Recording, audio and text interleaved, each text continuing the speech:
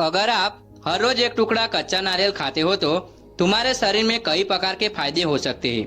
कच्चा नारियल, जिसे नारियल की गिरी या मलाई भी कहा जाता है, जो खाने में बेहद ही स्वादिष्ट और पोषक तत्वों से भरा हुआ होता है। अगर तुम इसे अपनी रोजाना की डाइट में शामिल करते हो तो तुम्हारे शरीर में कई प्रकार के फायदे हो सकते हैं। कच्चे नारियल में विटामिन, मिनरल, फाइबर और हेल्दी फैट भरे पड़े होते हैं, जो हमारे शरीर को अंदर और बाहर दोनों तरह से पोषण देता है। आइए जानते हैं रोजाना एक टुकड़ा कच्चा नारियल खाने से क्या क्या कमाल के फायदे होते हैं। कच्चे नारियल में मौजूद मीडियम चेन ट्राइग्लिसराइड्स, जो मस्तिष्क के लिए बहुत ही फायदेमंद होता है। इसके नियमित सेवन से दिमाग की कार्य क्षमता बेहतरीन होती है।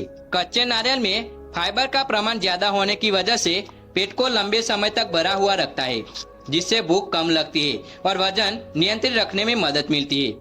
कच्चे नारियल में कैल्शियम और मैग्नीशियम का प्रमाण ज्यादा होने के कारण हड्डियों को मजबूत रखने में काफी मदद मिलती है।